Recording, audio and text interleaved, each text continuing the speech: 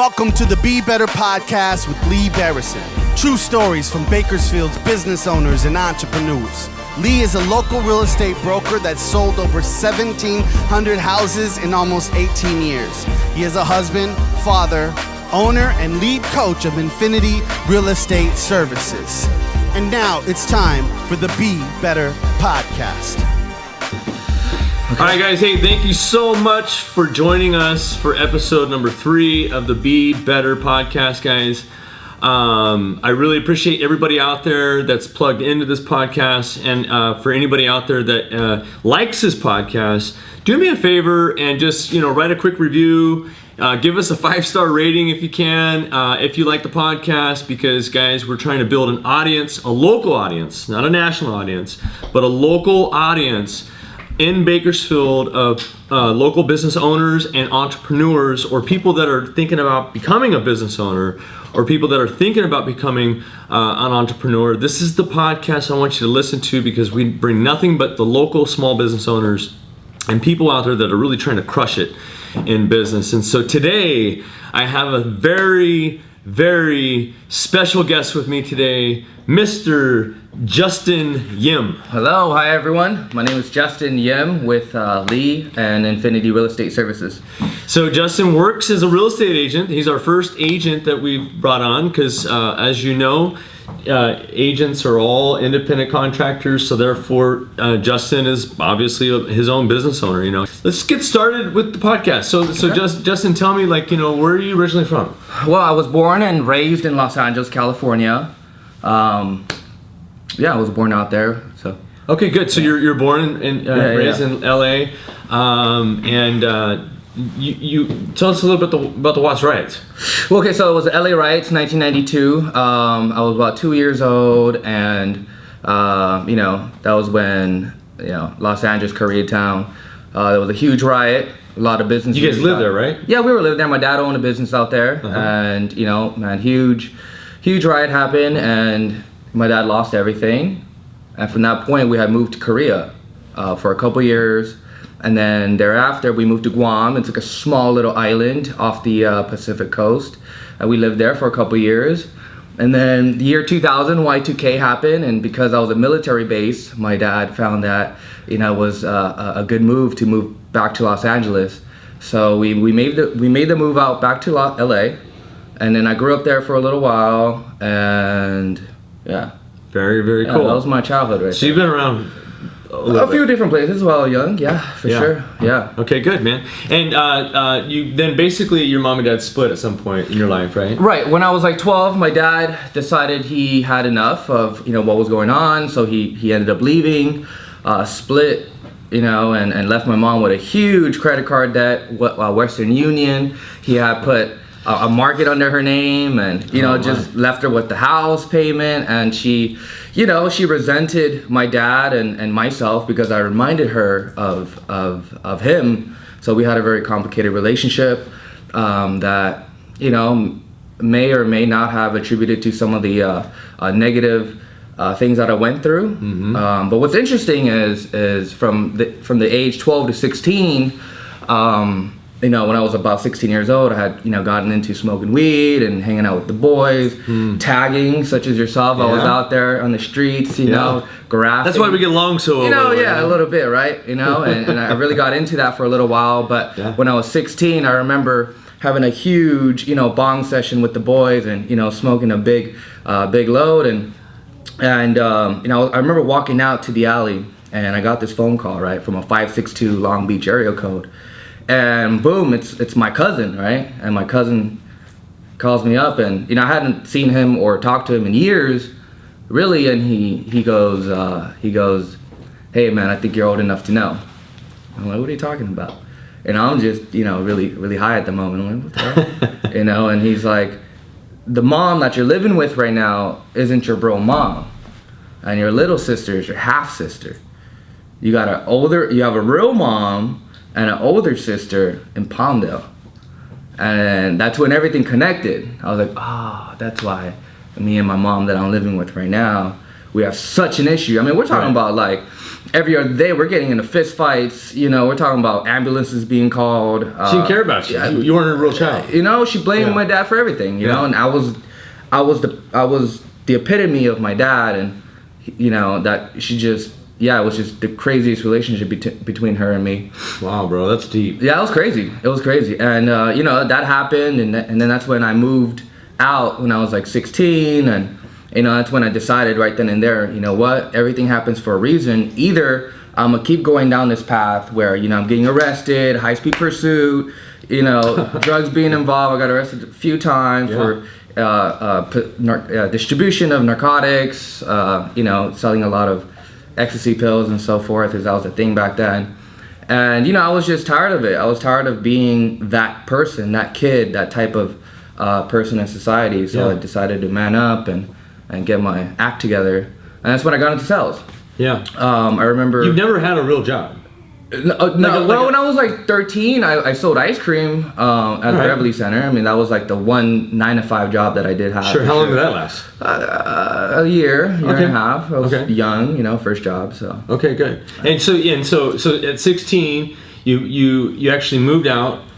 Yeah, I moved out to Hollywood. To Hollywood, and then you got into sales. Telecommunication sales. Okay. I got into selling cell phones out of a kiosk at a mall. Which makes some of the greatest real estate agents, by the way. It's crazy, man. It's the most nerve-wracking situation because you're not really, you know, the cell phone company. You're a third-party independent retailer providing that network service and selling their product at the same time. So, and you're doing it at a mall where, you know, most people don't go into the mall to buy cell phones. So you really have that split second to grab their attention, to, you know, bring them to the kiosk and then sell them on your service and either upgrade them or add a new line to their account. So we did that for a while. You know, again, it was like I had no experience in sales, but day after day, getting used to the grind, you know, taking the no's, taking the L's, and sometimes the wins. You start to get better. You know, you start to progress. Your tonality gets better. You start to predict,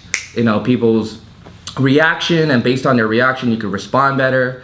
And you know that I got pretty good at it to a point where I remember I was like about 18 and a half to 19.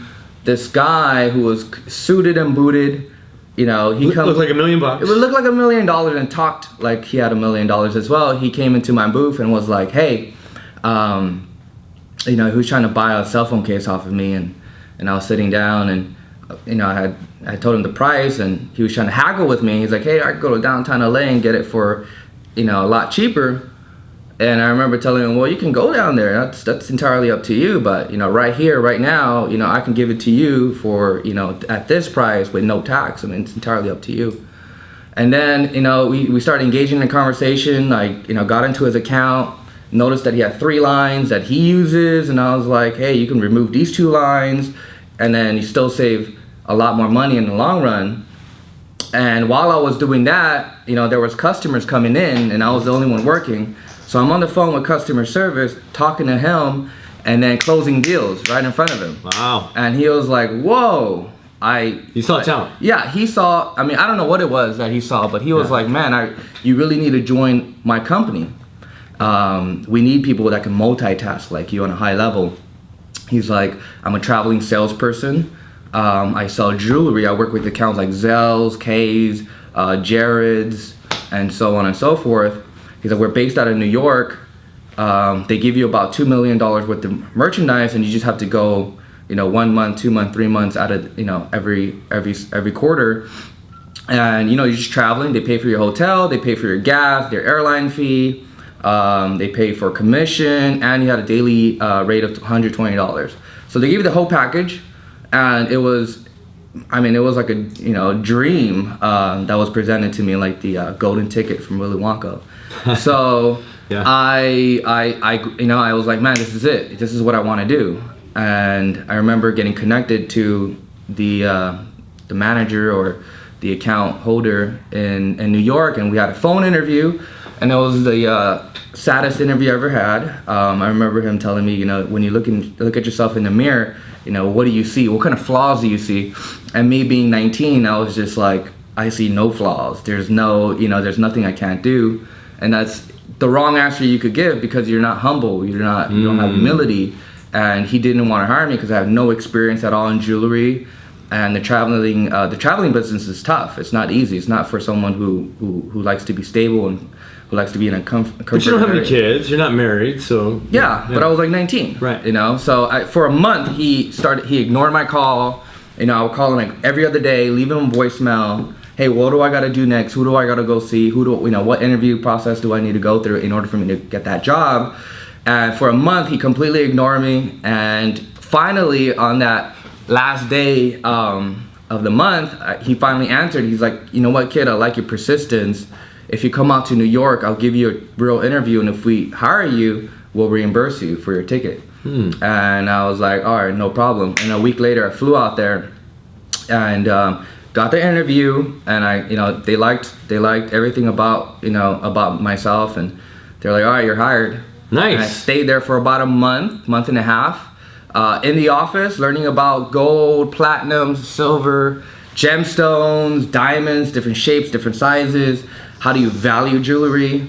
And then from that point on, I got to get on the road and start selling jewelry. Wow, what a story! So how many states have you visited in the United States? About more or less 35 states, all in the East Coast, Midwest, a lot of cities. Yeah, it's pretty interesting. Once you go travel throughout America, you start to realize, what America really offers and what it really is. There's a lot more out there. Yeah, right? It's very different. It's like different. Yeah, each coast has their own culture and different ways that they talk and different perspectives. It's pretty interesting. Yeah, for sure. What a story about. Yeah. Well, listen, let's switch gears, okay? Yeah, for sure.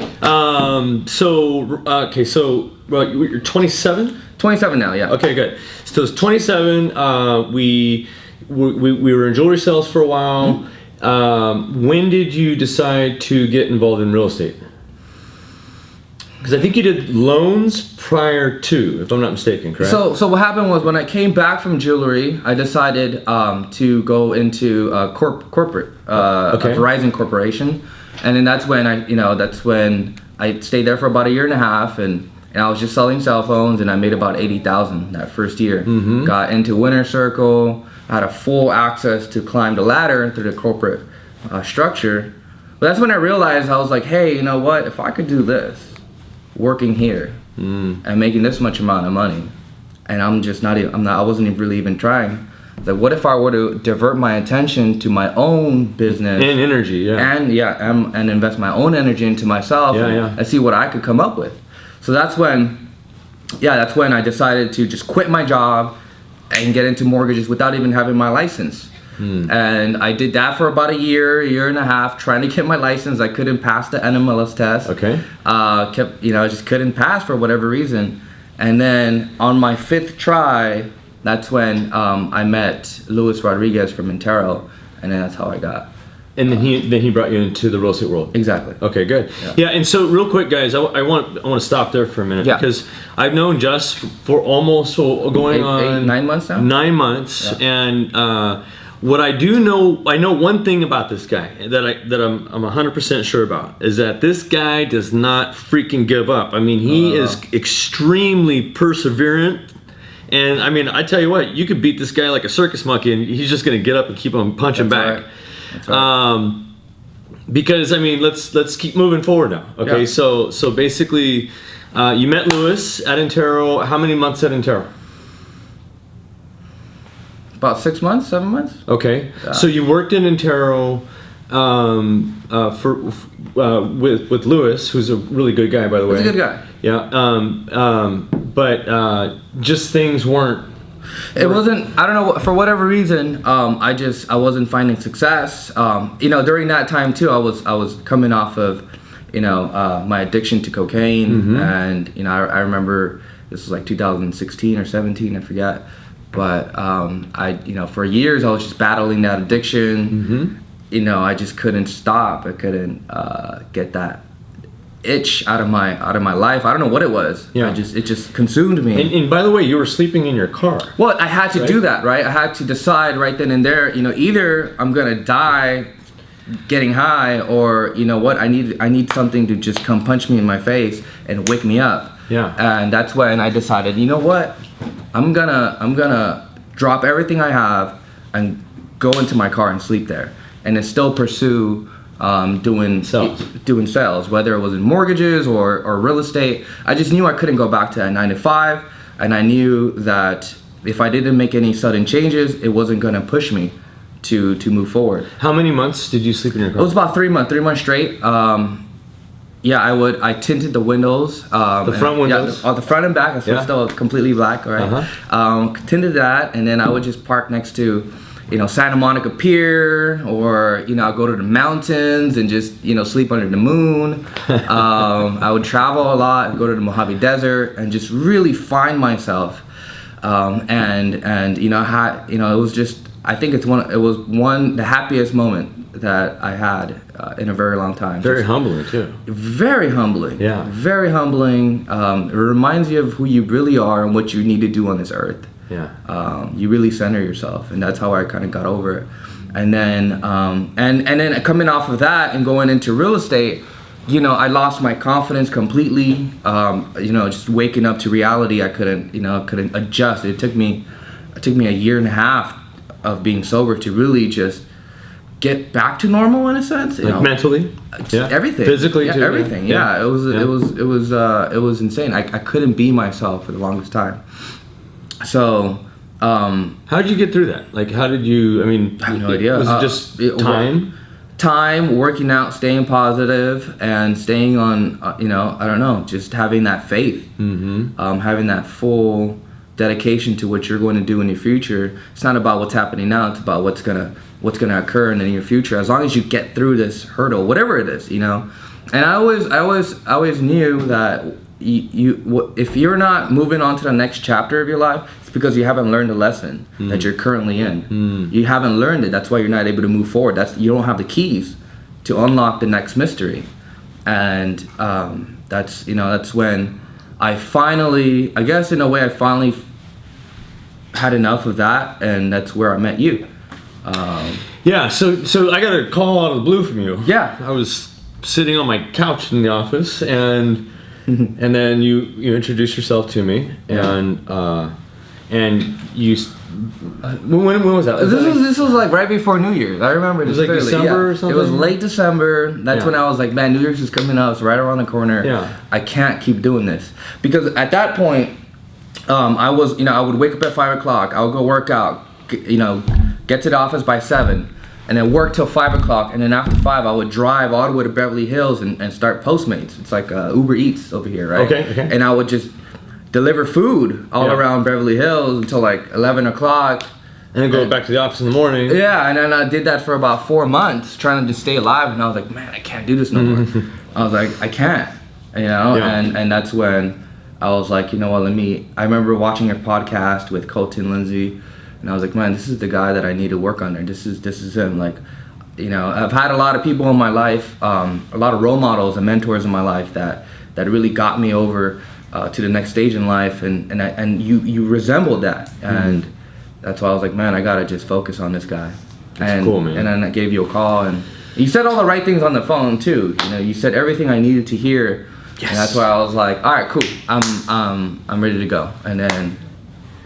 See, and that's crazy, man. I mean, you've never been to Bakersfield. No. Right? Your sister lives here. My sister does, but I would have never made the move if it wasn't for you. Yeah. It's great. Well, I tell you what, I didn't think he was gonna show up. Yeah, for sure. I was like, I think this guy's just out of his mind. Yeah, right. So then, sure enough, on January 3rd, he shows up, and I'm like, oh shit, it's Justin. Yeah. Hey, how are you? Right. So then he came in, and so tell me this. You've kind of gotten your feet on the ground now. Yeah, I've noticed that. I mean, like you're better. You're working out. Your workout ethic is unbelievable. I mean, you work out. I've seen the videos that you shoot. Yeah. You run with us in the morning. Yeah. You're usually the first one here. Yeah. You're usually the last one to leave. Of course. You're I think just from January 3rd till today, which is September 3rd or 4th, right? 9 months, 8 months completely. Yeah, so it's been 8 months total, and so, or 9 months total, And so, but I've seen you change. Do you feel that you changed since you've come over here? Absolutely. I don't know what it was. I mean, I'm not doing anything different. Yeah. But I think once you're in the right environment, under the right leadership, things just click. You know, the machine starts working. Yeah. And I definitely have learned a lot more than who I was last year with back in LA. I know the whole process of how to get, starting from having no customers, no clients. I mean, I was brand new to Bakersfield. You didn't even know how to, like, you're like, okay. How do I get to? Yeah. I mean, he was like in the hood showing properties, and he was like, this is pretty cool. Exactly. Right? And you're like, reminds me of home. Yeah, I mean, you were like, you know, I mean, imagine that, guys. This is perseverance. This is blind faith. That's exactly what I'm talking about. I mean, this guy literally packed his bags, came to Bakersfield, and didn't even know which way was north or south or whatever, right? He just assumed that he was going to come here and make it happen, and he literally did. But yet, it was out of blind faith. I mean, and it did. You know, in the beginning, I had like show him a map of Bakersfield, and these are the sections of Bakersfield. This is the bad section. Right. This is the good section. Right. This is where all the homes are being sold. This is where the homes aren't being sold, so on and so forth. Right.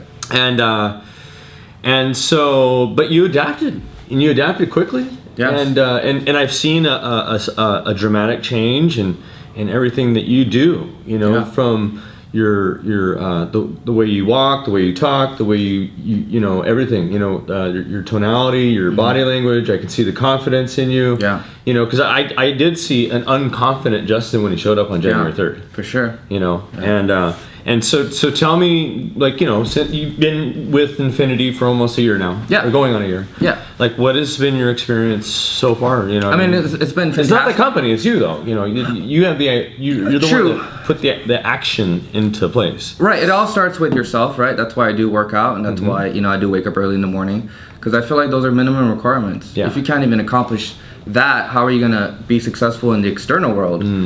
Because it all starts with yourself.